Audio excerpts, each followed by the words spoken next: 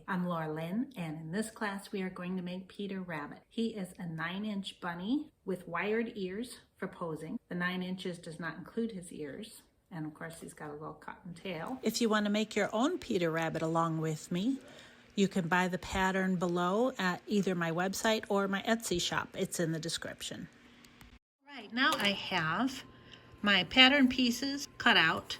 I happen to print my pattern pieces onto heavy cardstock so that they're a little more durable. And I've got the felt, which is for the foot pads of the bunny and the inner ears, and the mohair. So now our next step is to take the mohair.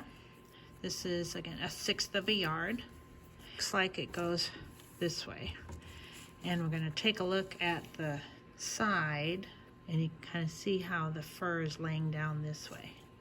So to make sure that we place our pattern pieces in the right way, we're going to we'll just flip over the mohair, and we're going to draw an arrow on the back that tells us the direction the fur is laying. And it's going from here down. So I'm going to draw a little arrow here.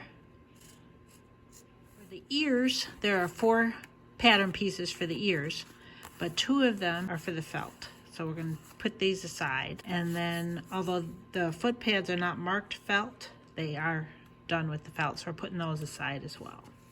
Now with the 1/6 of a yard of fabric, you do have a little bit of extra wiggle room. And with most of the patterns at Teddy Bear Academy, I include as many pattern pieces as you'll need.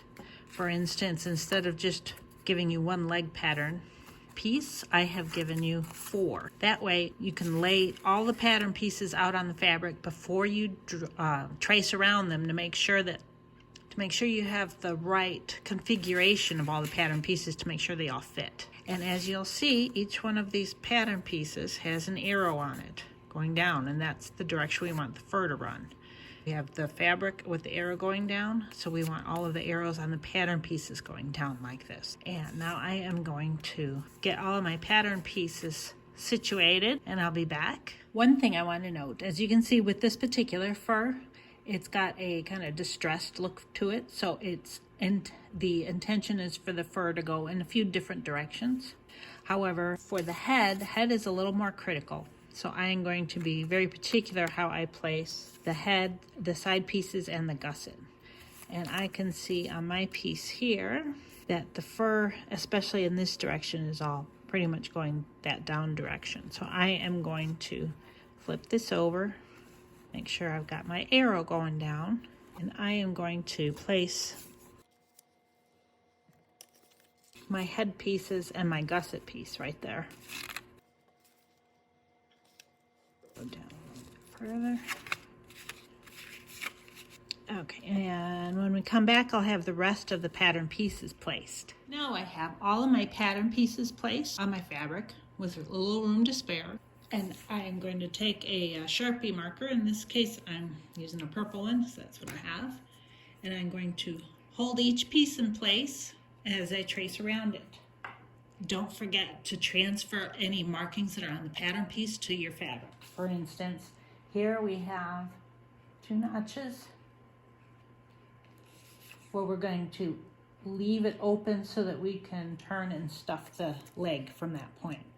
On this piece, this leg is one of the inner legs, and so we're marking here again where we're going to leave it open, but this one also has a joint marking.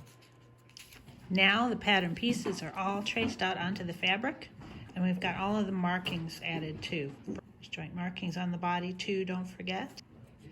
Now we're going to trace the remaining pattern pieces onto the felt. And now I have placed the pattern pieces that we're going to cut out of felt on my piece of felt, and I have traced them. I use an ultra fine point Sharpie to do that.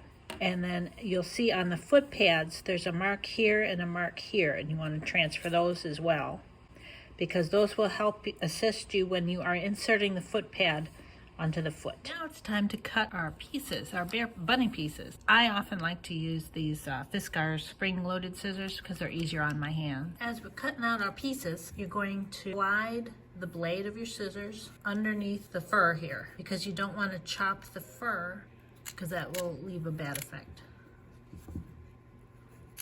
and you cut inside the lines. I like to use small little cuts, and as you can see, I'm not cutting the fur because I can split it apart like that. I slide this under,